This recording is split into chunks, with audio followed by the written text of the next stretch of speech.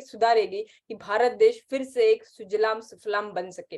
और इसी के लिए मैं अभी ऐसे इंसान को बुलाना चाहूंगी जिन्होंने इस रिवॉल्यूशन का नींव रखा और हम सबको एक डायरेक्शन में लेके जा रहे हैं, हमारे एमसीएल के रचनाकार, सलाहकार और शिल्पकार doctor Shyam Golab sir. Thank you.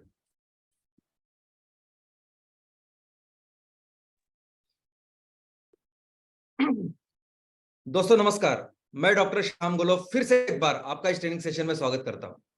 मैं आशा करता हूं कि आप सभी लोग स्वस्थ हैं और आप अपने साथ अपने परिवार का, यानी घर का परिवार और एमसीएल परिवार दोनों का ख्याल रख रहे हैं।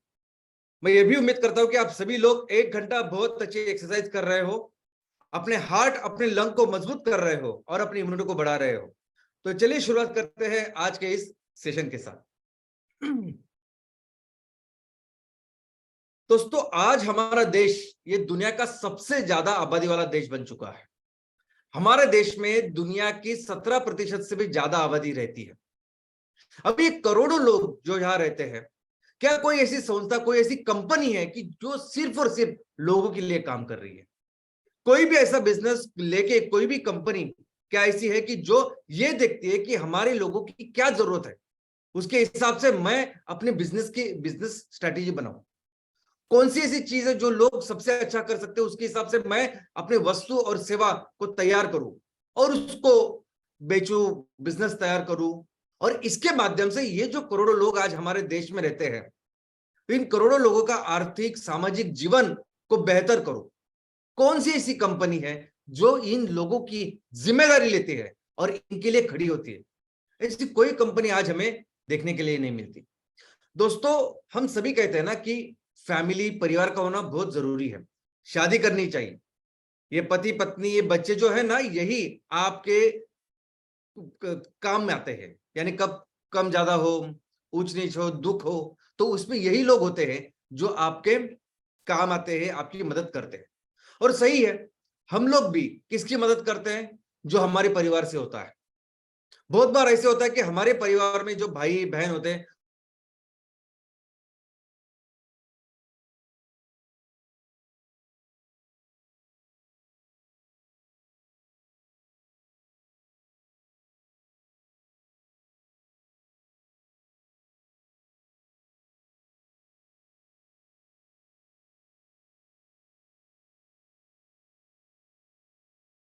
है जो इनके लिए वो मदद करेगा जो मदद अदरवाइज हम अपने फैमिली के लिए करते हैं।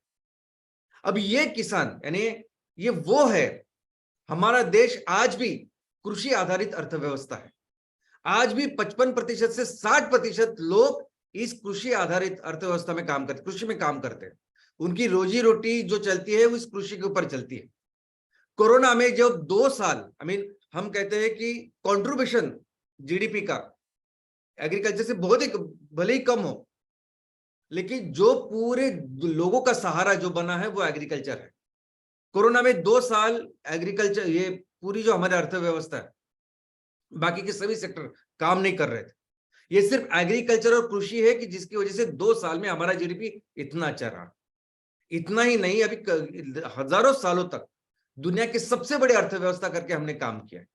तो सबसे बड़ी अर्थव्यवस्था जिन्होंने तैयार की वो किसान अगर आज संकट में है, अगर आज उनका प्रॉब्लम है, तो उनके लिए खड़े होने वाले या उनके लिए काम करने वाली जो कंपनी होनी चाहिए, ऐसी कंपनी आज दिखाई नहीं देती। दोस्तों यही नहीं, लेकिन आज हमारे यहाँ करोड़ों ऐसे भी लोग हैं जो जंगलों में रहते हैं, फॉरेस्ट में रहते हैं। वो शायद इकोनॉमिकली कम कंट्रीब्यूट करते होंगे, लेकिन उन्होंने हमारे इस पर्यावरण का, हमारे इस इकोसिस्टम का ख्याल रखा है, वन्य जीवों का ख्याल रखा है, जैव विविधता का ख्याल रखा है। और ये लोग आज हजारों सालों से जंगल में रह रहे हैं, लेकिन दुर्भाग्य ये है कि 1000 साल पहले भी उनकी जैसी परिस्थिति थी, वैसी ही परिस्थिति आज। जो बेसिक चीजें आज हम कंसिडर करते हैं और जिनके बिना हम सोच ही नहीं सकते, एक दिन, 1 घंटा, कुछ भी, आज ऐसी बेसिक चीजें भी उनके पास नहीं है। बिजली हो सकता है, पानी हो सकता है, सैनिटेशन हो सकता है। आज इन लोगों के लिए भी, इन लोगों को देख के कोई कंपनी जो व्यवसाय का निर्माण करे, बिजनेस का निर्माण करे, इनको एक अच्छे पैसे कमा के दे, उनकी आर्थिक और सामाजिक परिस्थिति बेहतर करे, ऐसी कोई कंपनी नहीं। और इतना ही नहीं, कई सारे हमारे यहाँ अनएम्प्लॉयड यूथ्स है जिन्हें रोजगार नहीं है। ये दो दो तरह की बेरोजगारी है।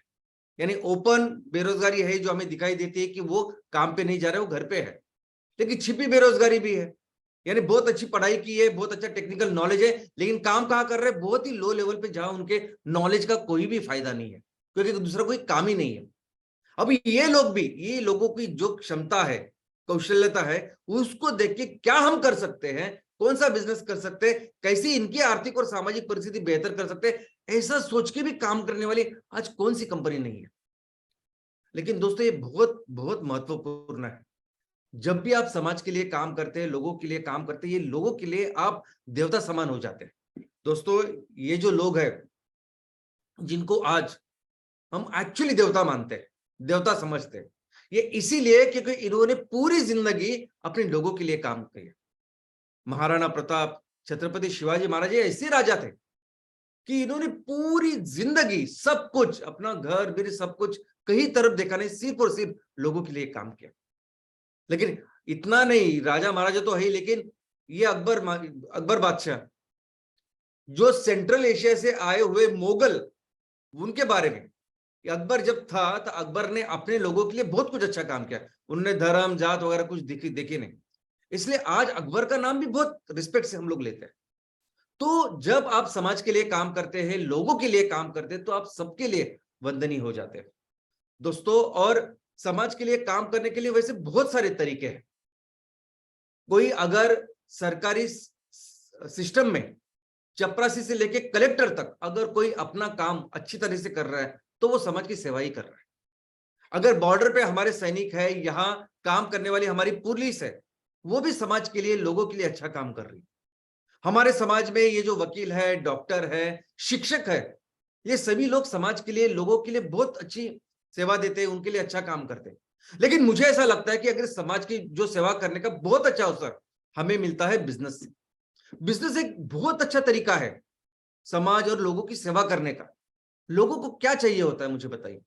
किसी भी परिवार में लोगों को लगता है कि मेरे जो बच्चे हैं उनकी उनकी शिक्षा अच्छी हो, उनको अच्छा एजुकेशन मिले, मेरे जो माँ बाप है उनकी अच्छी मेडिकल सुविधा मिले, या मेरे घर का या कोई भी जो छोटे छोटे सपने होते हैं लोगों के, वो पूरे हो, उसको और उसके लिए लगते हैं पैसे।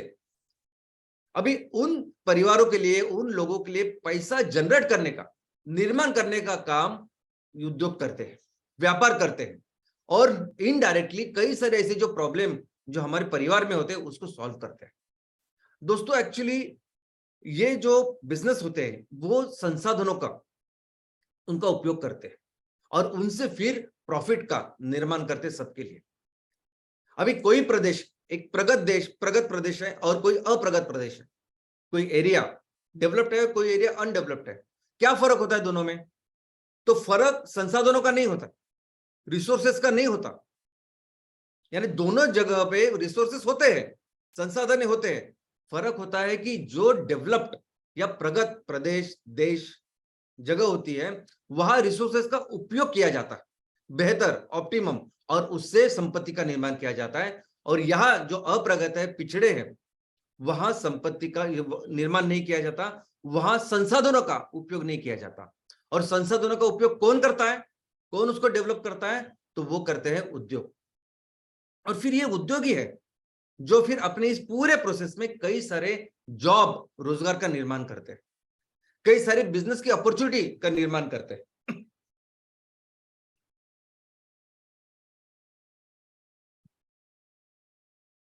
जब आप किसी को 1,000 रुपए कमा के देते हैं, हमने देखा कि 8 से 9 गुना जीडीपी का निर्माण होता है। यानी वो 1,000 में से 100 रुपया राशन के लिए खर्च करता है, 100 रुपया कपड़ों के लिए खर्च करता है, 100 रुपया बच्चों के लिए खर्च करता है, 100 रुपया माता पिता के लिए खर्च करता है। तो जब भी आप लोगों के हाथ में पैसा देते हैं, तो कई सारे इनडायरेक्ट छोटे छोटे व्यावसायिक धंधा पानी करने वाले लोग तैयार होते हैं।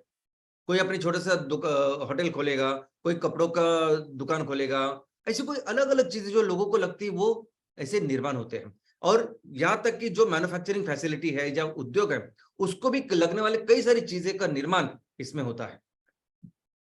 इस तरह से ये जो बिजनेसेस होते हैं, व्यापार और उद्योग होते हैं, ये देश के लिए, राष्ट्र के लिए जीडीपी या संपत्ति का निर्माण करते हैं। ये हमारे संपत्ति में योगदान देते हैं और देश का जीडीपी बढ़ाते हैं। दोस्तों हमने हमने हमेशा देखा है कि टेक्निकल जो डेफिनेशन है बिजनेस की वो है कि किसी भी वस्तु का सेवा का निर्माण करिए, उसको बेचिए और पैसे कमाइए, वो है बिजनेस। अभी ये रही टेक्निकल व्याख्या, टेक्निकल डेफिनेशन। असल में जो अर्थ हमने समझा है, जो अर्थ हमेशा हमने डिस्कस किया है, वो ये है कि बिजनेस वो चीज है, अगर आज समाज में लोगों के सामने कोई संकट है, प्रॉब्लम है, और उसका सॉल्यूशन अगर आप अपनी वस्तु और सेवा के साथ दे रहे हो, तो वो है बिजनेस। अगर लोग लोग जिस तरह से जिंदगी आज जी रहे हैं उसको अगर बेहतर कर रहे हो आप अपने वस्तु के साथ या सेवा के साथ, तो वो है बिजनेस। तो बिजनेस का ओरिजिनल जो मोटिव है, जो बेसिक ऑब्जेक्टिव है, वही है लोगों की सेवा करना, सोसाइटी को बेहतर करना। इनफैक्ट पूरे दुनिया में अगर आप देखोगे तो बिजनेस एक बहुत अच्छा तरीका है, ये उद्योग व्यापार बहुत अच्छा तरीका है हमारे समाज, हमारे लोगों की सेवा करने का, उनके लिए कुछ अच्छा काम करने का। इनफैक्ट हमारे जो देश के जो संस्कृति है, हमारी सिंधु संस्कृति से लेके आज हजारों सालों से ये सिंधु घाटी की संस्कृति चालू है। आज भी, आज तक हमारे गांव में जो व्यापार बिजनेस का जो अर्थ है वो यही है। आज भी हमारे यहाँ अगर आप देखोगे तो गांव स्वयं पूर्ण खेड़े या आत्मनिर्भर गांव, ऐसी कंसेप्ट संकल्पना तब से है, सिंधु घाटी की तब से। यानी कैसे, हमारे यहाँ जब भी बिजनेस व्यापार होता है वो समाज की जो जरूरत है उसको पूरा करने के लिए होता है। यानी गांव में, गांव कैसे बसा, कैसे लोग एक जगह पे बसने लगे, बस्ती करने लगे, गांव बन गए, वो उसका कारण था एग्रीकल्चर, खेती। अभी इस खेती के लिए जो औजार लगते हैं लोहे के, वो औजार, लोहे के औजार बनाने वाले कुछ लोग तैयार हुए, स्पेशलिस्ट हो गए। अभी इन खेती के लिए, घरों के लिए जो लकड़ी के सामान लगते थे वो तैयार करने वाले कुछ लोग बने, वो स्पेशलिस्ट बने। इन सभी लोगों को जो वस्त्र लगते थे वो करने वाले कुछ लोग बने, वो स्पेशलिस्ट बने। फूलों से लेके, चप्पल से लेके, अलग अलग चीज जो लगते थे वो करने वाले लोग तैयार हुए, वो स्पेशलिस्ट बने। और वैसे अगर आप देखोगे तो वही उस गांव में फिर ये अलूतीदार बलूतीदार जिनको हम कहते हैं सिस्टम, ये ऐसी सिस्टम है कि जिससे समाज को बेहतर आत्मनिर्भर करते हैं। और इसी देश में, इसी हमारे भारत देश में जिस परंपरा से हम लोग चलता आ रहा है, जब आधुनिक भारत में आधुनिक इस औद्योगिकरण या आधुनिक बिजनेस का निर्माण हुआ, तो इस आधुनिक उद्योजकता के जो जनक है, जिन्हें पिता हम लोग कहते हैं, उनका नाम है जमशेदजी टाटा। हमारा आधुनिक भारत में जो आधुनिक बिजनेसेस है उसके जनक कहते हैं, जनक कहा जाता है जमशेदजी टाटा इनको। जमशेदजी टाटा साहब ने जो बिजनेस का निर्माण किया, व्यवसाय का निर्माण किया, इसीलिए किया क्योंकि उनको लोगों की सेवा करनी थी। वहां की जो संसाधन थे उसका उपयोग करके लोगों के लिए काम करना था। इसलिए उन्होंने साक्षी जैसे छोटे से गांव में बिजनेस का निर्माण कर जमशेदपुर जैसा एक मेट्रो सिटी का निर्माण किया। दोस्तों, ये जो हमारे जनक, इंडियन इंडस्ट्री के जनक जिन्हें हम कहते हैं, उनका विचार ऐसे था कि जब भी हम ये बिजनेस करते हैं, किसी क्षेत्र में करते हैं, किसी समाज में लोगों के साथ करते हैं, तो वो जो समाज जिनके साथ हम लोग ये बिजनेस करते हैं, वो जो लोग जिनके साथ हम लोग ये बिजनेस करते हैं, हमारे बिजनेस में वो सिर्फ हिस्सेदार नहीं होते, वो सिर्फ स्टेक होल्डर नहीं होते, वो हमारे टीम मेंबर नहीं होते। तो हम पूरा जो बिजनेस करते हैं ना, जो उद्योग व्यापार करते हैं, वो करते ही है उन लोगों के लिए। उनका पर्पस होता है लोग, ये लोगों के लिए ही सब कुछ करते हैं। तो लोग ये सबसे महत्वपूर्ण चीज है जिसके लिए ये उद्योग और व्यापार किया जाता है। और ऐसे सोच के साथ हमारे इस जो भारत की जो अर्थव्यवस्था या भारत के जो अलग अलग उद्योग है उनकी निर्माण का काम चालू हुआ। और दोस्तों, ऐसे कई सारे एग्जाम्पल मैं आपको बता सकता हूं कि जिन्होंने अपने उद्योग को इस समाज के लिए उपयोग किया। अभी मुंबई आज भारत की आर्थिक राजधानी है, और आज नहीं, पहले से ही है।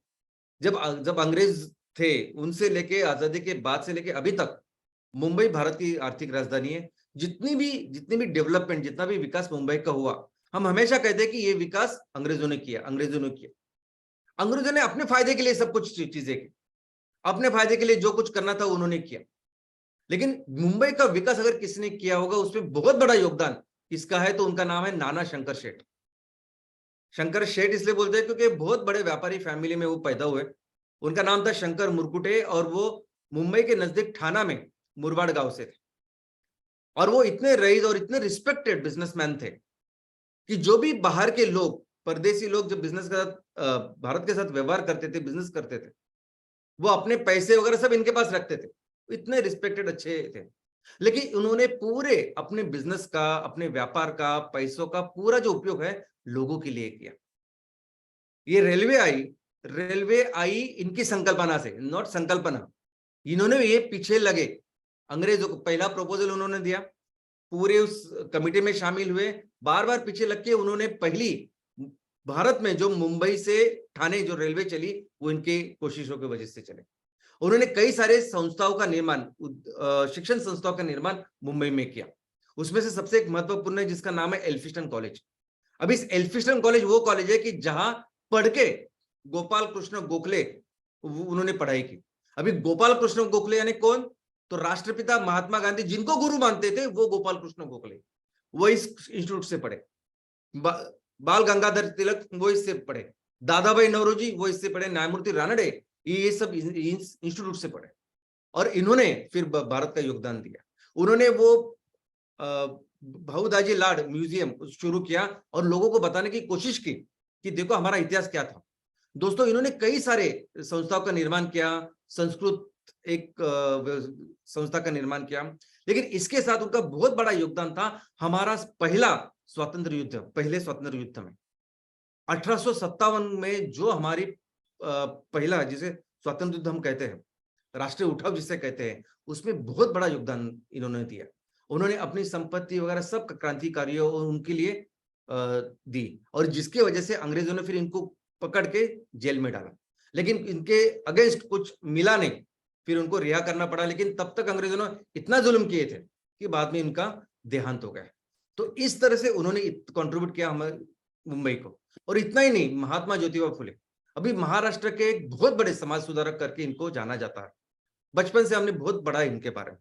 इन्होंने और इनकी पत्नी ने मिलकर भारत की पहली लड़कियों के लिए स्कूल का निर्माण किया, और ऐसी कठिन परिस्थितियों का उन्होंने सामना किया जो अभी अगर आप पढ़ोगे तो आपको पता चलेगा कि जो आज भी नामुमकिन है। और कई सारी चीजें की जिसकी वजह से उनके खुद लोगों ने, उनके समाज ने उनको बेदखल किया, लेकिन वो करते रहे। उनको, उनका समाज सुधारक में इतना योगदान है कि बहुत सारे लोग उसमें खो जाते हैं और उनको पता ही नहीं है कि महात्मा ज्योतिबा फुले एक बहुत अच्छे बिजनेसमैन भी थे।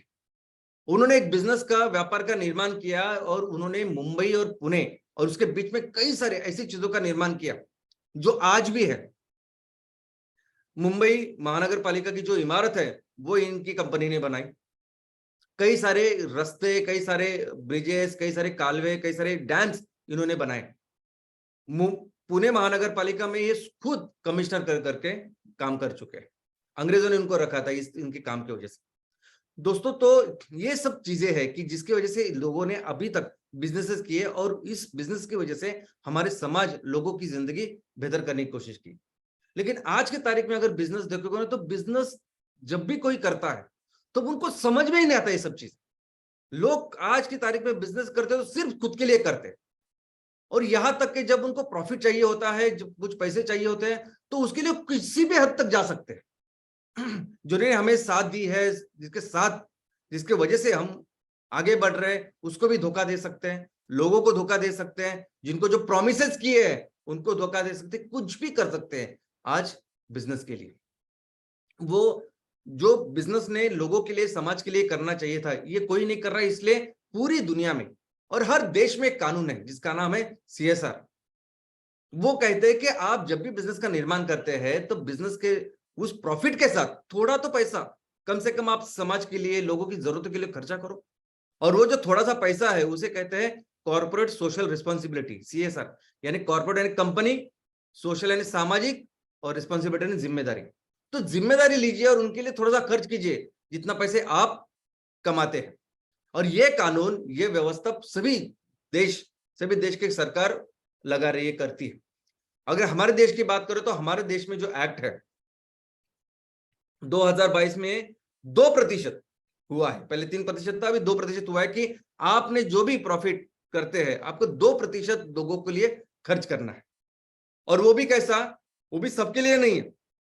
अगर आपकी कंपनी 500 करोड़ के ऊपर आपका नेटवर्थ है, 1000 करोड़ के ऊपर आपका टर्नओवर है, या 5 करोड़ कम से कम नेट आपका प्रॉफिट है, तब आपको खर्च करना है। लेकिन ऐसी परिस्थिति में भी कैसे लोग आज खर्च करते हैं? इन कंपनियों की ट्रस्ट होती है और ट्रस्ट के अंडर हॉस्पिटल आते हैं या वो कॉलेज स्कूल्स का निर्माण करते हैं, लेकिन कहाँ करते हैं? तो बड़े बड़े मेट्रो शहर में, ये मुंबई, दिल्ली, कलकत्ता, बैंगलोर, ऐसी शहर में, यानी जहां जरूरत होनी चाहिए, जहां काम होना चाहिए, इन पैसे का उपयोग होना चाहिए, वहां एक्चुअली होता है कि नहीं, ये रिसर्च का सब्जेक्ट है। दोस्तों, पूरी दुनिया में ऐसे लोग जो अपनी संपत्ति निर्माण कर इस संपत्ति का उपयोग लोगों के जरूरतों के लिए करते हैं, तो ऐसे लोगों को कहा जाता है फिलांथ्रोपिस्ट, यानी दानशूर, दानशूर व्यक्ति। तो सभी अभी जो बड़े बड़े बिजनेसेस है, उसने उनके जो मालिक है, वो अभी दानशूर करके, फिलांथ्रोपिस्ट करके पूरी दुनिया में मशहूर है। और ये अपने अपने ट्रस्ट के नाम से वही वो पैसा अलग अलग जगह पे वो खर्चा करते हैं, और ये सभी जो पैसा होता है इसके ऊपर टैक्स नहीं लगता। लेकिन ये एक्चुअली क्या करते हैं, इसके ऊपर भी एक बहुत बड़ी कंट्रोवर्सी है। बहुत सारे लोग ऐसे बोलते हैं कि ये लोग जो पैसा लगाते हैं वैसी जगह पे लगाते हैं जहां उनका फायदा होता है, जैसे पॉलिटिकल कुछ चीजें होती है, बाकी सब ऐसा कुछ होता है। तो ये थोड़ी सी कंट्रोवर्सी है। लेकिन पूरे दुनिया में पिछले 100 साल में सबसे बड़ा दानशूर व्यक्ति कौन था, या सबसे बड़ा आदमी की जिन्होंने बहुत ज्यादा पैसे लोगों के लिए खर्च किए बिजनेस करके, यानी सबसे बड़ा एक फिलांथ्रोपिस्ट पूरे दुनिया में पिछले 100 साल में कौन था? तो उनका नाम है जमशेदजी टाटा। दोस्तों, ये जो आधुनिक बिजनेस का निर्माण हुआ है ना, ये हुआ है औद्योगिक क्रांति के बाद। औद्योगिक क्रांति कब हुई? तो 1840 से लेके 1860 में। अभी उसे तो 200 साल, पिछले 200 सालों से औद्योगिक क्रांति हुई। अब इन 200 सालों में हम लोग गुलामी की जिंदगी जी रहे थे। हम हमारा देश गुलाम था, हम कुछ ज्यादा कर नहीं सकते थे। इन 200 सालों में सबसे ज्यादा फायदा किसका हुआ? तो अमेरिका, यूरोप, इन देश का हुआ। उनकी इकोनॉमी बहुत आगे निकल गई और इन अंग्रेजों ने हमें वो काम करने नहीं दिया। और ऐसी परिस्थिति में, और ये जो फिलांथ्रोपिस्ट की बात कर रहे हैं हम लोग, ये परसेंटेज में नहीं है, यानी मैंने 100 रुपया कमाया तो मैंने उससे 10% खर्च किए, 20% खर्च किए, वो परसेंटेज में नहीं है, एक्चुअल टर्म्स में है। आपने 1 लाख रुपए खर्च किए, 5 लाख रुपए खर्च किए, 10 लाख रुपए खर्च किए, तो एक्चुअल टर्म्स की बात कर रहा हूं। इस श्रेणी में, यानी पिछले 100 सालों में सबसे ज्यादा ऐसे पैसे खर्च करने वाला अलग अलग जगह पे, तो दूसरे नंबर में जिसका स्थान आता है बिल गेट्स। वो पर्सन, वो आदमी ऐसे कंपनी का निर्माता है, फाउंडर है, संस्थापक है, जो कंपनी कई साल तक दुनिया की सबसे बड़ी कंपनी थी। यह आदमी खुद दुनिया का सबसे रिचेस्ट पर्सन था। कितने साल? 19 साल। 19 साल तक यह आदमी दुनिया का सबसे रिचेस्ट पर्सन है। और वो जितना पैसा खर्च करता है, उन्होंने जितने एक्चुअल टर्म्स में जितने पैसे खर्च किए ना, उससे ज्यादा पैसा कौन खर्च करता है? बहुत ज्यादा, 30-40% से बहुत ज्यादा कौन करता है? एक ऐसा आदमी जो ऐसे देश में आता है कि जो गुलामी में है, और गुलामी में रह के भी उद्योग बिजनेस का निर्माण करता है, और इतना ज्यादा पैसा जब खर्च करता है, तो आपको समझा होगा कि किस तरह से जमशेदजी टाटा साहब ने काम किया होगा। दोस्तों, ये तो रही भारत की सोच, भारत की संस्कृति कि जिस तरह से हम बिजनेस करते आ रहे जो हमारी सोच है। लेकिन ये जो बिजनेस है, यही तरीका लोगों ने पूरी दुनिया में कैसा इसका उपयोग किया है? तो लूटने के लिए, यानी एकदम विपरीत, एकदम उल्टा इस बिजनेस का उपयोग आज तक दुनिया के कई सारे देशों ने भी किया। और उसमें पहला नंबर जिनका आता है वो है ब्रिटिश। अंग्रेजों ने तो इस बिजनेस का निर्माण और बिजनेस का उपयोग सिर्फ और सिर्फ लूटने के लिए किया। जब हमारे देश में आए थे, भिखारी बन के आए थे, हमारे देश को जब छोड़े, तो दुनिया की सबसे बड़ी अर्थव्यवस्था करके निकल गए थे दूसरे स्थान पे। और हमें जो दुनिया के सबसे बड़ी अर्थव्यवस्था थे, वो एकदम पर कैपिटा हम लोएस्ट थे, ऐसा देश ऐसी बर्बादी करके गए। और अंग्रेजों ने सिर्फ हमारे यहां नहीं किया, तो अंग्रेज बहुत सारे कई सारे इलाकों में उन्होंने अपना राज किया, अमेरिका से लेके कई एशियन अफ्रीकन देशों में। लेकिन अमेरिका आजाद हुआ 1783 में। और हम अभी, तो अमेरिका जल्दी आजाद हो गया, उसने अपने डेवलपमेंट की और हमने नहीं कर पाए। इन अंग्रेजों ने जो कुछ जब पैसा कमाया, मैक्सिमम पैसा उन्होंने जो लूटा होगा वो अपने भारत देश से लूटा। दोस्तों, लेकिन यही परिस्थिति आज भी चालू है। आज भी ये जो बहुत बड़े बड़े बिजनेस हाउसेस है ना, उनके कंट्रोल में संसाधन है, रिसोर्सेस है। अभी जो हमारी कुदरत है, जो हमारी धरती माँ है, वो कभी भेदभाव नहीं करती, कम ज्यादा ये सब कुछ नहीं करती, सबके लिए रिसोर्सेज है। लेकिन ये जो बिजनेसेस होते हैं, ये बिजनेसमैन होते हैं, ये कई बार बहुत ज्यादा इस संसाधनों का, रिसोर्सेज का उपयोग करते हैं, लुटते हैं, जिनका जिनका फिर इम्पैक्ट बाकी के लोगों पे होता है। और सिर्फ संसाधन कंट्रोल में नहीं होते उनके, बाकी की चीजें भी, यानी वहां आपकी पॉलिटिक्स से लेके न्याय व्यवस्था से लेके सब कुछ इनके कंट्रोल में होता है। और पूरी दुनिया में यह हालत होता है। उनको फर्क नहीं पड़ता कि किसकी सरकार बनती है, केंद्र में किसकी बनती है, राज्य में किसकी बनती है, और सभी देशों में ऐसा है। वो कंट्रोल, इतना ज्यादा कंट्रोल बिजनेस की वजह से इनका सब कुछ होता है। और ये सभी लोग जो होते हैं ना, ये पैसे के लिए, प्रॉफिट के लिए कुछ भी करते हैं आज। यानी हमारी सोच, हमारी संस्कृति जो है कि लोगों के लिए बिजनेस होना चाहिए, समाज के लिए होना चाहिए, एकदम उसके विपरीत। अभी देखिए ना, ऑयल एंड गैस सेक्टर, पूरी दुनिया को पता है कि ऑयल एंड गैस की वजह से पूरी दुनिया बर्बाद हो रही है। लेकिन सबसे ज्यादा निवेश आज की तारीख में ऑयल एंड गैस में हो रहा है, सबसे ज्यादा माल बेच रहा है ये ऑयल एंड गैस। और यही बाकी के भी सेक्टर्स है, बाकी के भी जो भी सेक्टर में कोई धंधा करता है ना, वो देखता ही नहीं कि मेरी फैक्ट्री की वजह से मेरे गांव वालों की कुछ तकलीफ हो रही है क्या, कितना एमिशन, कितना धुआं छोड़ रहा हूं मैं, कितना पोल्यूटेड एसिड का पानी, एकदम पॉइजन, विष युक्त पानी मैं नदी में छोड़ रहा हूं, तालाब में छोड़ रहा हूं, क्या उनको कुछ फर्क नहीं पड़ता। उनको सिर्फ एक ही चीज देखनी होती है कि मुझे कितना पैसा मैं इससे कमा रहा हूं। और दोस्तों, इसी का, इन सभी जिस तरह से अभी बिजनेस हो रहे हैं ना, इसका बहुत बड़ा इफेक्ट आज हमारे समाज में हो रहा है। और वो समाज में वो इफेक्ट क्या है? असमानता, विषमता, नाइंसाफी। दोस्तों, आज पिछले साल जो दुनिया का इनइक्वालिटी रिपोर्ट था, असमानता का रिपोर्ट था, उसमें अगर आप देखोगे तो कोई भी देश हो, कम ज्यादा इसमें सभी जगह विषमता है।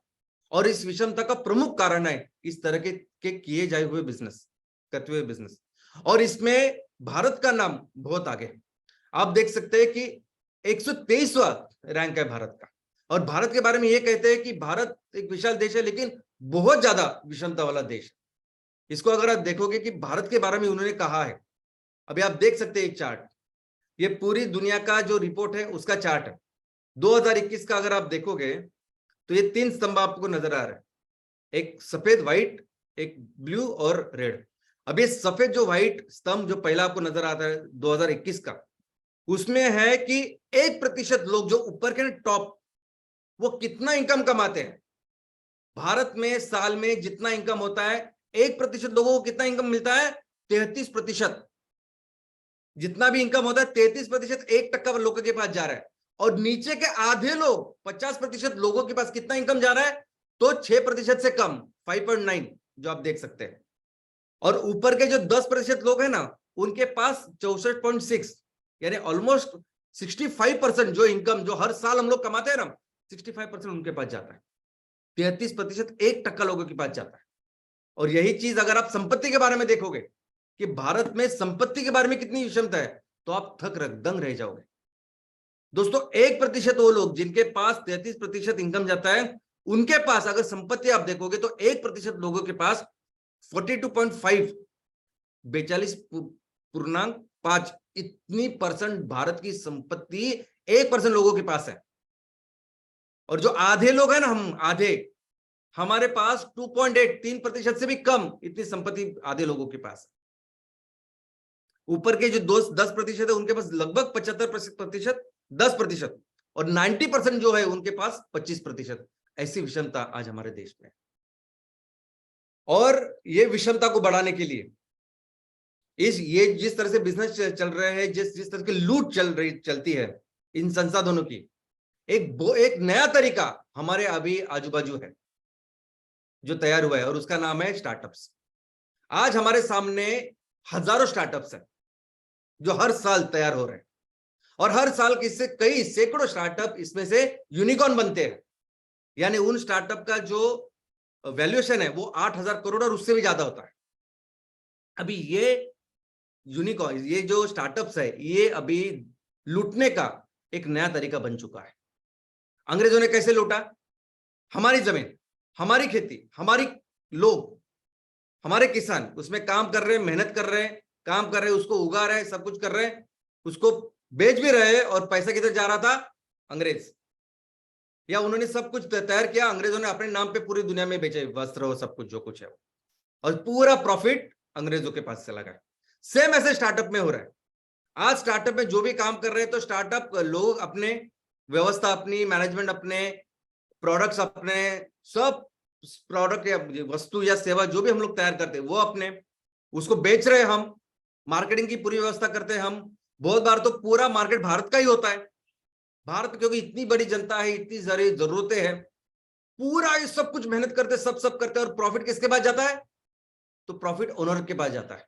प्रॉफिट उसके पास जाता है जो ओन करते हैं, जिनके पास 90% से भी ज्यादा इक्विटी होती है, और वो है ये चाइना में बैठे हुए, जापान में बैठे हुए, अमेरिका में बैठे हुए, अलग अलग जगह पे उनके पास जाता है ये सब प्रॉफिट। ये सभी कंपनियां जो अभी बड़ी बनी है, स्टार्टअप बने, उनके बारे में जब आप पढ़ोगे तो आपको पता चलेगा कि कौन इनको चलाता है, किसके पास ये सब प्रॉफिट जाता है।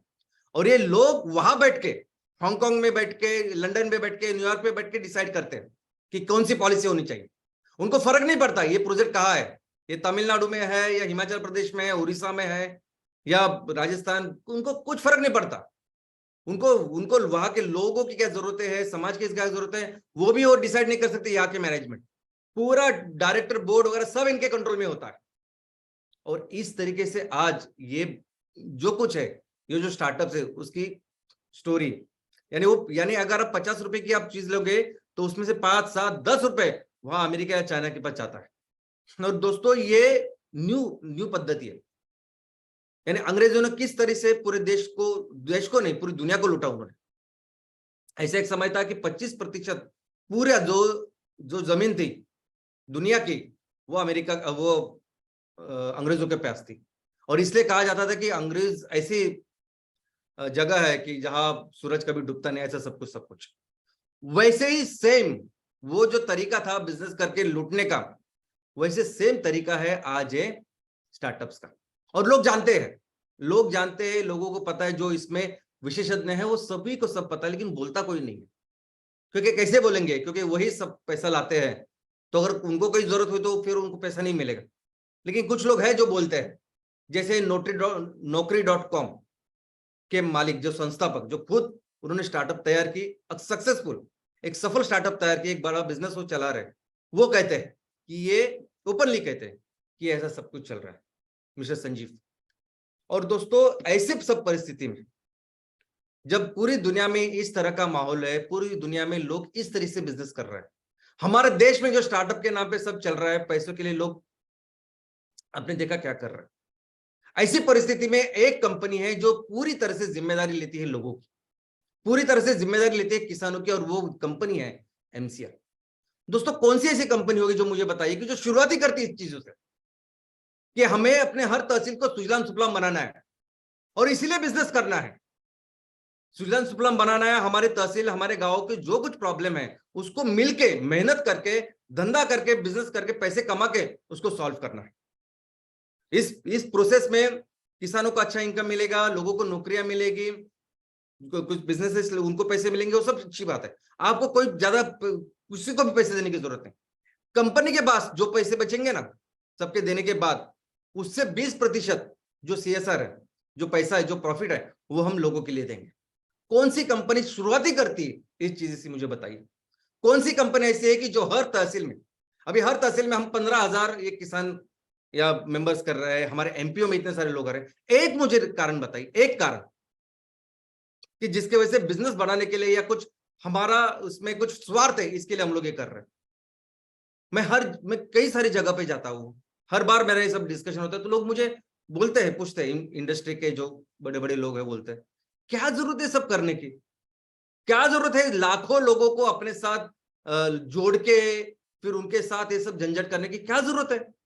आप अपना सिर्फ हमसे पैसा लो, आप अपना फैक्ट्री वैक्ट्री लगाओ, और जैसा आप कॉन्ट्रैक्ट फार्मिंग करते हो, किसानों को बोला कि बाबा हम इतना खरीदेंगे, उस हिसाब से करते नहीं। ये क्या सब करने की जरूरत है? ये क्यों इतना झंझट मोल लेते हो आप? इनफैक्ट हमारे यहाँ भी कुछ लोगों को लगता होगा कि जो बाहर आप जिससे बात करते होंगे, क्या जरूरत है करने की, फैक्ट्री लगाओ, सब करो। लेकिन आपको पता नहीं है कि एमसेल का जन्म किसके लिए हुआ है, क्यों एमसेल काम कर रही है, एमसीएल कोई ऐसे सिर्फ प्रॉफिट के लिए, पैसा कमाने के लिए कंपनी नहीं है, इन लोगों के लिए तो बनाई है कंपनी, लोगों के लिए बनाई है कंपनी। लोग कहते हैं क्यों सैटरडे सेशन चाहिए, क्या जरूरत है सैटरडे सेशन की, क्या फायदा उसका, इकोनॉमिक आर्थिक क्या फायदा उसका, माल तैयार करना और बेचना है, क्या क्यों है सैटरडे सेशन। हमको गांव को बेहतर बनाना है, समाज को बेहतर बनाना है, लोगों की समस्या हमको सॉल्व करनी है। और हर बार हर समस्या पैसों से नहीं सॉल्व होगी। बहुत सारी चीजें ऐसे ना कि जहां लोग इकट्ठा आने चाहिए।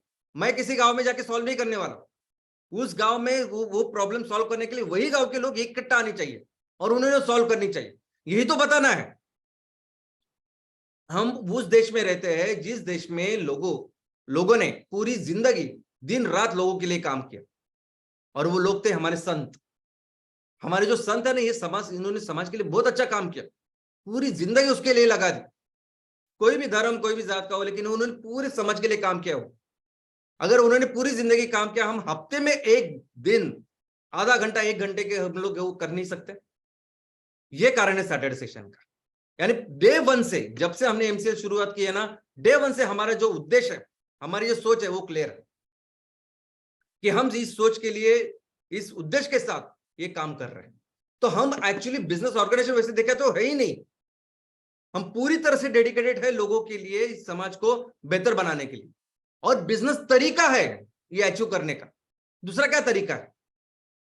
अगर हमें गांव को बेहतर बनाना है, सुजलाम सुफलाम बनाना है, प्रॉब्लम्स हल करने हैं, अच्छे अच्छे एजुकेशन शुरू करना है, तो उसके लिए पैसे चाहिए, इसलिए बिजनेस चाहिए। और इसीलिए यही कारण है कि हम जरा भी, कोई भी अगर हमें आए हमारे पास आता है तो हम अपनी इक्विटी नहीं बेचते ना, हम इक्विटी देकर किसी से पैसा लेते। आपको देंगे, जो हमारे लोग हैं उनको देंगे इक्विटी। कभी आपने देखा कि एमसीएल किसी बड़ी कंपनी के साथ बात कर रहा है और ऐसा कुछ हो रहा है? ये सब छोटी छोटी स्टार्टअप करते, ये ऑनलाइन गेम वाले स्टार्टअप पैसा खड़ा करते, तो हम नहीं कर सकते क्या? नहीं करना है, लेकिन हमें नहीं करना है। हमारे हमारे किसानों का, हमारे लोगों का भविष्य किसी के हाथ में, कोई चाइना, कोई जापान और अमेरिका के हाथ में, वो बट के हमें यहाँ डिक्टेट करेगा, नहीं करेंगे। लोग बोलते हैं कि आप कुछ चीजों में थोड़ा सा डिले होते हैं, ठीक है ना, डिले होते हैं, लेकिन हमारा इंटेंशन सही है कि हम लोगों के लिए लोगों की कंपनी बनाएंगे और उसको आगे चलाएंगे। और हम बाकी के स्टार्टअप जैसे है ही नहीं, इनको फर्क ही नहीं पड़ता बाकी के लोगों को। अपनी काम पूरी कंपनी बेच दो, हजारों करोड़ रुपए मिलते हैं उनको, बस हजारों करोड़ क्या क्या चाहिए और जिंदगी में। ऐसी कंपनी ही नहीं अपनी किसी दूसरे स्टार्टअप से, ऐसी कोई दूसरी कंपनी नहीं अपनी जो वैल्यूएशन के ऊपर काम करती है। इतना वैल्यूएशन हुआ, उतना वैल्यूएशन हुआ। अब ये फॉरेनर्स क्या करते हैं, इन्वेस्टर्स क्या करते हैं, आपसे इक्विटी लेते हैं और इस वैल्यूएशन इतना इतना इतना मस्त बढ़ाते हैं, और 5 साल 7 साल के बाद आईपीओ में जाके वो 25% जो है शेयर्स वो लोगों को देते हैं। अभी वो 25% का, यानी उसका इतना वैल्यूएशन करते हैं वो, इतने गुना, कि 25% अपने शेयर बेच के भी उन्होंने जो ओरिजिनल अमाउंट या पैसे लगाया था ना, उससे कई गुना उनको पैसे मिलते हैं।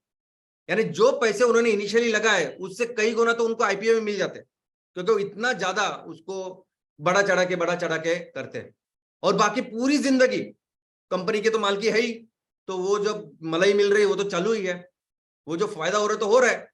इस तरीके से काम कर रहे हैं। और हम लोग सामान्य लोग क्या करते हैं, आईपीओ के टाइम वो शेयर्स लेते हैं और इंट्राडे खेलते बैठते हैं, आज ये ऊपर गया आज ये नीचे गया, उनको फर्क ही नहीं पड़ता इन सब चीजों से। इस तरीके का काम जब बाकी की कंपनियां कर रही तो एमसीएल नहीं करेगी बिल्कुल। ऐसी कंपनी हम बिल्कुल कॉम्प्रोमाइज नहीं करेंगे हमारे ओनरशिप में। कोई भी कंपनी, इस कंपनी की मालकी कोई भी स्टार्टअप होगी किसी भी तहसील में, ये मालकी हमेशा लोगों के पास रहेगी, ओनरशिप हमेशा लोगों के पास रहेगी। और एमसीएल वो कंपनी है जो लोगों के लिए तैयार हुई है। हमारे बिजनेस मॉडल भी अगर आप देखोगे तो एकदम अलग बिजनेस मॉडल है। क्यों ऐसे बिजनेस मॉडल है? क्यों वो एमवीपी है, एमयूपी है, बाकी स्टार्टअप्स है, क्यों एमपीओ है? ये सभी इसीलिए क्योंकि लोगों के लिए करना है काम। हर कोई चीज, ये कोई उत्पादन जो हम लोग तैयार कर रहे हैं, कोई फैक्ट्री तैयार कर रहे हैं, जिस तरीके से कर रहे हैं उसका कारण ही है लोग। हम चाहते हैं कि हमारे किसान, हमारे लोगों का आर्थिक और सामाजिक व्यवस्था बेहतर हो, उनकी आर्थिक स्थिति बदले, उसकी जिम्मेदारी हम लोग। और इसलिए एमसीएल की शुरुआत हुई है। और इसीलिए अभी शुरुआत करते हैं दोस्तों, शुरुआत करते हैं उस चीज के लिए जिसके लिए हमने इसका निर्माण किया है। शुरुआत करते हैं सभी एमसीएल बायोस्फीयर स्टेट प्रोजेक्ट्स के। आज एमसीएल ऐसी कंपनी है कि हमारे 49 जगह पे बायो सीएनजी के एमसीएनजी के प्रोजेक्ट अभी एग्जीक्यूशन में चालू है, अलग अलग लेवल पे उनका एग्जीक्यूशन, क्योंकि इनके लिए लगती है परमिशन। और मोमेंट आपने अगर किसी प्रोजेक्ट को सीएनजी प्रोजेक्ट बोला तो वो जो संस्थाएं होती है ना जो परमिशन देते हैं उनको पता ही नहीं है, मतलब उनको फर्क समझ में नहीं आता कि बायो सीएनजी क्या है, फॉसिल सीएनजी क्या है, सीबीजी क्या है। परमिशन लगती है। अगर आपने वहां उनके विदाउट परमिशन अगर उसने काम किया, आपने कुछ अगर पेशो आई और उसने देखा कि वो बराबर नहीं है, तो वो बोले कि पूरा डिमोलिश करना है, आपको तोड़ना है और नया बनाना है। और ये बराबर है, देखो उनके हिसाब से वो बराबर है, क्योंकि फॉसिल फ्यूल ये जो ईंधन है, ये ईंधन जीवाश्म ईंधन होता ही इतना खतरनाक है, जरा भी कुछ गलती हुई, प्रॉब्लम हो तो 1 सेकंड में जान माल का नुकसान हो सकता है। तो वो उनके जगह पे बराबर है। तो इसलिए जब तक ये परमिशन नहीं आती तब तक ये काम पूरा आगे हम लोग वैसे नहीं लगा सकते। लेकिन अभी हमने ये सोचा है कि जितने भी ऐसे लोकेशन है, भले ही पैसों नहीं आ रही है उनके पास, उसका टाइम लगता है, लेकिन एटलीस्ट उनका एनए है उस पर्पज के लिए, तो वही काम शुरू करते हैं। जो भी आगे भी आपके पास जमीन है, एनए है, आपने सब किया है, तो एटलीस्ट जो कंपाउंड वॉल है, गेट है, जो सिक्योरिटी केबिन है, बाकी की ऐसी चीज जो लगने वाली जो कंपलसरी है उसका काम शुरू कर देते हैं। और इसीलिए अभी हमने डिसाइड किया कि आगे के 7 से 10 दिन में हम ये जो 49 की संख्या उसको 73 करेंगे। जो भी ऐसे लोकेशन है, जो भी ऐसी फैक्ट्री है कि जहां ये काम कर सकते हैं, शुरुआत जो भी काम जरूरी है वो काम करेंगे और इस फैक्ट्री का काम शुरू करेंगे। फेज 2 का सबसे इंपॉर्टेंट काम है। फेज 2 में बहुत सारे सिविल वर्क अभी तैयार होंगे, आपको पता भी चलेगा कि किस तरह से ये बढ़ता है।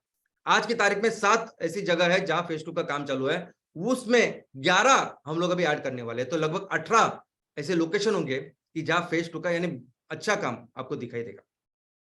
इसके अलावा जो फेज 1 में काम कर रहे हैं सीएनजी के, जो आज 31 ऐसे लोकेशन है जहां फेज 1 का काम चल रहा है, उसमें भी और चॉइस हम लोग ऐड करके लगभग एक संख्या 55 होने वाली है। तो दोस्तों, और हम लोग यही भी समझते हैं कि आगे के 3 से 4 महीने में जो बाकी के प्रोजेक्ट्स है, जो तहसील से, वो भी 50 से 60 प्रोजेक्ट इसमें ऐड होंगे, जैसे जैसे उनकी परमिशन या बाकी की चीजें उनको मिलेगी। तो दोस्तों, ये सभी जो पैसा हम लोग लगा रहे हैं, ये सभी काम कर रहे हैं आपके लोकेशन पे, इसका एकमात्र उद्देश्य ये है कि हम जल्द से जल्द इस प्रोजेक्ट को लगाएं, जल्द से जल्द उस माल को तैयार करें और उसको बेचें। इतने जब करोड़ों की तादाद में जब पैसे लग रहे इतने सारे लोकेशन के ऊपर, तो एक ही मकसद से वो लग रहे हैं। दूसरे हमारे प्रोजेक्ट्स है वो एमकोल प्रोजेक्ट्स।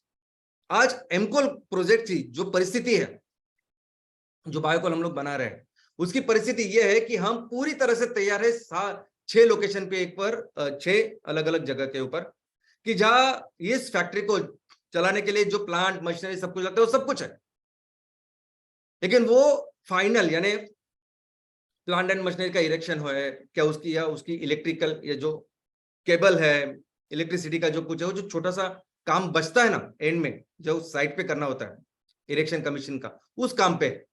लेकिन सिर्फ 6 ही नहीं, 18 और लोकेशन,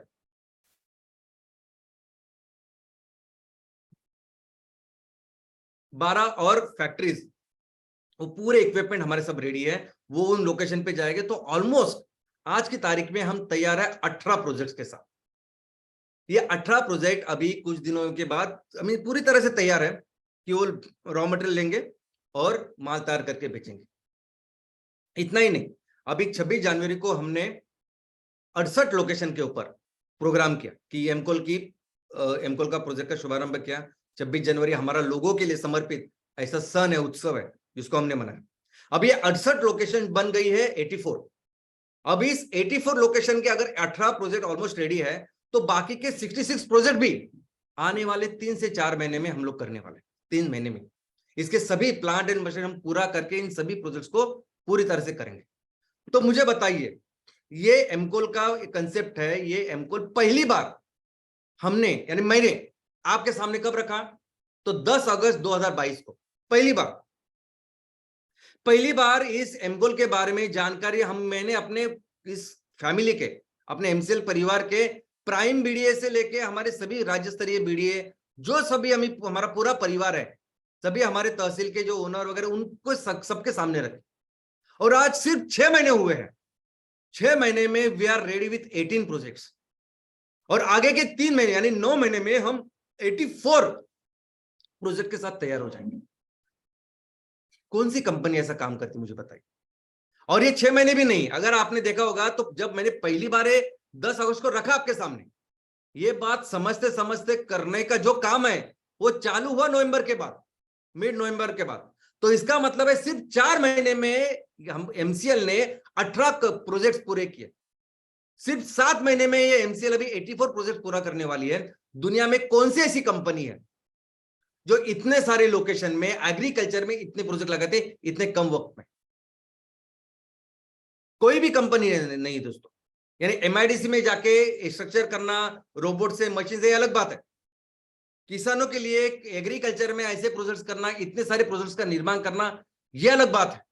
कोई भी दूसरी दुनिया की कंपनी ने जिन्होंने ये सब किया है। और इसीलिए मैंने कहा था कि एमसीएनजी जो प्रोजेक्ट है वो तो लगाना ही है ना कंपलसरी। जिस अर्थव्यवस्था का निर्माण करना है देश के लिए वो तो कंपलसरी करना है।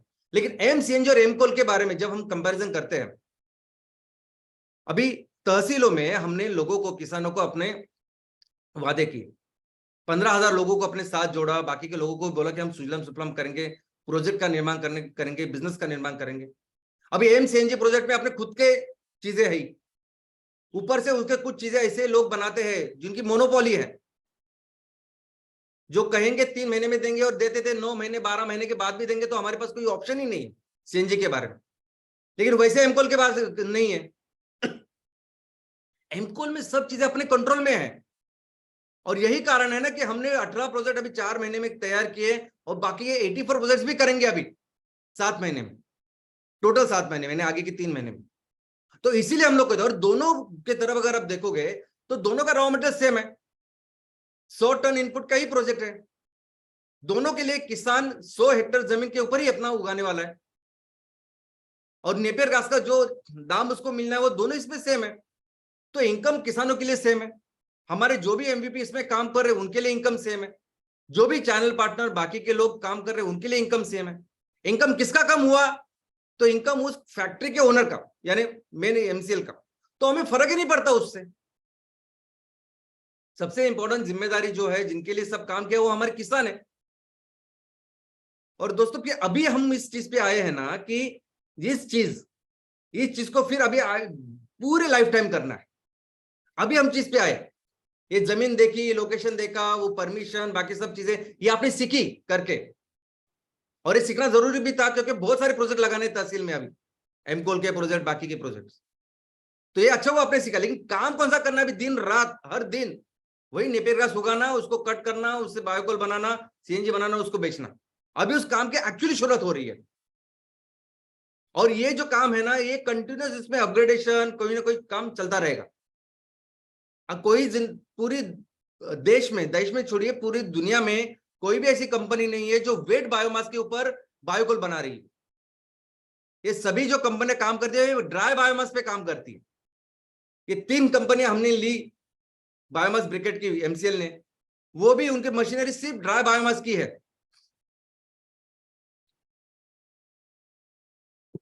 तो अभी हम जो भी मशीनरी डाल रहे हैं, उस नेपियर घास के मॉइस्चर कम करके उसको बायोकोल बना के, हर चीज के ऊपर आपको पता चलेगा कि ये बेहतर कर सकते हैं, वो बेहतर कर सकते हैं। ये रिसर्च इनोवेशन अभी आपको लाइफ टाइम करना है। ये फर्स्ट जी चालू की हमने मोबाइल के, हमें 5G तक जाना है। और दोस्तों हर प्रोजेक्ट जो देखें, अगर आप देखेंगे तो 12 से 15 करोड़ का माल तैयार करके बेच सकता है ये हर एक प्रोजेक्ट। पहले दिन नहीं होगा ये। पहले दिन हो सकता है कि तुम्हारे आपके फैक्ट्री में 1 टन रॉ मटेरियल डालेंगे और 300 किलो हम प्रोडक्ट निकालेंगे। धीरे धीरे करेंगे, 1 महीने 2 महीने के बाद ऑप्टिमाइजेशन होकर हम लोग उस लेवल पे जाएंगे जब हर दिन 100 टन माल जा रहा। लेकिन ये सभी जो प्रोजेक्ट्स है वो 12 से 15 करोड़ का रेवेन्यू तैयार करेंगे हमारे सभी लोकेशंस के लिए।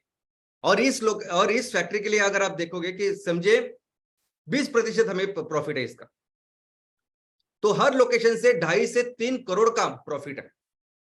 और इस प्रॉफिट में आपका हिस्सा कितना है? तो आपका हिस्सा है 10%, यानी 24 से 30 लाख। यानी ऐसा समझे कि महीने के 2 से 2.5 लाख रुपए आपका इनकम एक प्रोजेक्ट से चालू होने वाला है। हर जो एमकोल के जो ओनर है, एमसीएल के जो प्रोमोटर है, और दोस्तों उससे भी इंपॉर्टेंट चीज, एक एमकोल प्रोजेक्ट के साथ हम अपने गांव के लिए, तहसील के लिए 20 से 30 लाख का फंड पैसे जनरेट कर सकते हैं। मैंने गांव में काम किया है, मुझे पता है कि इस पैसों से कितना फर्क पड़ने वाला है। कैसे आश्रमशाला के छोटे छोटे स्कूल होते हैं और छोटी छोटी जरूरतें होते हैं, 50,000 1 लाख से भी कितना फर्क पड़ सकता है। तो एक एमकोल के फैक्ट्री के साथ अगर हम इतना पैसा गांव के लिए, तहसील के लिए जनरेट करेंगे तो आपको पता नहीं कितना बड़ा कितनी बड़ी सेवा हमारे हाथों से होगी लोगों की। और दोस्तों एम्प्लॉयमेंट जनरेशन देखोगे तो इस फैक्ट्री में 39 से लेकर 45 लोग हमें डायरेक्ट सैलरी के ऊपर फैक्ट्री में लगने वाले। आप एंटरप्रेन्योर्स, उद्योजकता के देखेंगे तो इस नेपियर घास को काटना, ट्रांसपोर्टेशन, लॉजिस्टिक, इन सब चीजों में कई सारे उद्योजक निर्माण होने वाले। और मैं समझता हूँ कि 10 से 15 उद्योजक हर फैक्ट्री के लिए कम से कम उसके तैयार होने वाले। अभी मार्केटिंग का तो उसमें पकड़ा ही नहीं मैं। और जब 100 हेक्टेयर की बात कर रहे हैं कि 100 हेक्टेयर के ऊपर नेपियर घास उगाएंगे, तो उस 100 हेक्टेयर के ऊपर जो इनकम होगा उससे वो कम से कम 100 हमारे जो किसानों के परिवार है उनकी हमेशा के लिए चिंता मिटने वाली है। अच्छा इनकम चाहिए महीने का, साल का, उसके हमेशा के लिए इनकम की प्रॉब्लम उनकी मिटने वाली है 100 परिवार के साथ। और ये पूरा एक प्रोजेक्ट कितना जीडीपी का निर्माण करेगा? 8 से 9 गुना का मतलब है 131 करोड़ का जीडीपी। और ऑलमोस्ट अगर ये अंतरराष्ट्रीय जिस लैंग्वेज में लोग बात करते हैं अमेरिकन डॉलर, तो 12 से 16 मिलियन अमेरिकन डॉलर की जीडीपी का निर्माण करेंगे। और मिलकर ये 84 जो यूनिट्स है वो ऑलमोस्ट 1,300 मिलियन से भी ज्यादा का जीडीपी का निर्माण, जीडीपी का योगदान हमारे देश के लिए करेंगे एक एक प्रोजेक्ट के साथ। और दोस्तों सबसे अच्छी बात, सबसे इंपॉर्टेंट बात जो अभी आज किसी के पास नहीं, वो ये है कि ये सभी जो प्रोजेक्ट है ये 100% हमारे लोगों के होंगे। आप जिस तहसील में रह रहे हो, जिस उस तहसील के जो लोग हैं, अपने किसान, वहां में रहने वाले लोग, आप लोग, ये उसके ओनर है। जो भी कुछ करना है, उस प्रोजेक्ट को बेहतर करना है, जो कुछ करना है, सब आपको करना है। उसके बारे में अगर जो सीएसआर फंड हम लोग जनरेट कर रहे हैं वो किधर इस्तेमाल करना है, क्या करना है, सब आपको करना है। ये सब 100% आपके प्रोजेक्ट्स हैं। कितनी खुशी होगी ये सब जब हम करेंगे और कर रहे हैं दोस्तों। और ये बहुत अलग लेवल का सम्मान है। अभी देखिए कि हमें हर ग्राम पंचायत के ऊपर एक एमकोल और एक सीएनजी प्रोजेक्ट करना है हर ग्राम पंचायत के ऊपर। यानी उस ग्राम पंचायत के और कितनी जमीन लेनी है? सिर्फ 20%। हर ग्राम पंचायत में ऑन एन एवरेज जितनी भी जमीन है खेती के अंदर, सिर्फ 20% जमीन अगर हमने ली, उसके ऊपर नेपियर घास उगाया, तो हर ग्राम पंचायत में एक एमकोल और एक सीएनजी प्रोजेक्ट किया जा सकता है। इतना सिंपल है। और 20% छोड़ के बाकी के 80% तो है ही जो काम करने के लिए। और सोचिए कि हमारे देश में जहां 2,53,000 से भी ज्यादा ग्राम पंचायत आज की तारीख में, आज हमारे देश में, तो 2,53,000, ये 2.5 लाख के ऊपर हर लोकेशन के ऊपर जब एक एमकोल और एक सीएनजी का प्रोजेक्ट लगेगा, जो पूरी दुनिया के लिए ये बायोकोल बनाएगा, जैविक ईंधन बनाएगा, जो पूरी दुनिया के लिए मीथेन बनाएगा, और जो पूरी दुनिया के लिए खाद यानी खाने का इंतजाम करेंगे। नहीं है लोगों के पास ये ऑर्गेनिक फर्टिलाइजर, ये सॉइल कंडीशनर, तो ये 2.5 लाख लोकेशन के ऊपर जब ये काम करेंगे, इसका निर्माण करेंगे और पूरी दुनिया को जब देंगे, बेचेंगे, तो दोस्तों इस पूरे प्रोसेस में ही हम दुनिया की सबसे बड़ी अर्थव्यवस्था बनेंगे। क्योंकि इतना कुछ दिया है कुदरत ने, प्रकृति ने हमें। हर ग्राम पंचायत में इतनी जो मिट्टी हमारे पास वो नहीं है दुनिया के किसी के पास, ना अमेरिका के पास, ना चाइना के पास, ना इतना पानी है, ना ये जो लोग बोलते हैं ना, ये लोग अभी सबसे बड़े ज्यादा लोग हैं हमारे पास, सबसे मोस्ट पॉपुलस कंट्री है। मुझे तो हमेशा लगता है ताकत है अपनी, नहीं है किसी के पास, लोगों के पास। और इसकी ये ताकत से ही हम लोग ये सब प्रोजेक्ट करेंगे और दुनिया की ये आराम से हम दुनिया की नंबर 1 अर्थव्यवस्था बनाएंगे। लोगों को चारा नहीं है, अभी दूसरा कोई ऑप्शन नहीं है। 2 दिन पहले, आज 3 मार्च है ना, 1 मार्च परसों ही बिल गेट्स साहब मुंबई दिल्ली आए थे, भारत में आए थे, और उन्होंने एक लेक्चर सीरीज में, रामनाथ गोयंका का लेक्चर सीरीज है, तो वहां जाके अपना भाषण दिया। उन्होंने दुनिया के, भारत के सामने ये रखा कि पूरी दुनिया के सामने अभी सबसे बड़ा संकट जो है वो है क्लाइमेट चेंज, और पूरी दुनिया के पास सॉल्यूशन नहीं है इसका। उन्होंने कहा ये बात, दुनिया के पास, किसी देश के पास सॉल्यूशन नहीं है इसका, क्योंकि आज भी पूरी दुनिया जो चलती है जीवाश्म ईंधन के ऊपर। 80% से भी ज्यादा ऊर्जा और ईंधन की जो जरूरत है वो जीवाश्म ईंधन ही पूरी करता है। तो ऐसी सिचुएशन में जहां किसी देश के पास कोई भी सोल्यूशन नहीं है, भारत ये सोल्यूशन दुनिया को दे सकता है। भारत में 70 करोड़ युवा है जो मिलकर अगर काम करे तो पूरी दुनिया को वो आने वाले दिनों में ये क्लाइमेट चेंज का सोल्यूशन देने वाला है। अभी मुझे पता ही नहीं है कि उन्होंने इतना कॉन्फिडेंटली कैसे कहा। क्या उनको पता है कि एमसीएल क्या कर रही है? क्या उनको पता है कि एमसीएल लाखों युवाओं के साथ कार्य, ये एंटरप्रेन्योर उद्योजकों के साथ इतना बड़ा काम कर रही है? मुझे नहीं पता, लेकिन हो सकता है कि उनको ये पता हो, और इसीलिए परसों ही उन्होंने ये स्टेटमेंट पूरी दुनिया के सामने किया। और दोस्तों, ये सभी जो लोग होते हैं ना, बिल गेट्स साहब है, बाकी के सब लोग हैं, अलग अलग लेवल पे अपनी परीक्षा लेते हैं। वो देखते हैं कि जिन मूल्यों को, सिद्धांतों को आप दुनिया के सामने रखते हो कि हम ऐसे ऐसे काम करेंगे, वो एक्चुअली आप उसके ऊपर अमल करते हो कि सिर्फ मार्केटिंग के लिए वो आप उसका उपयोग करते हो।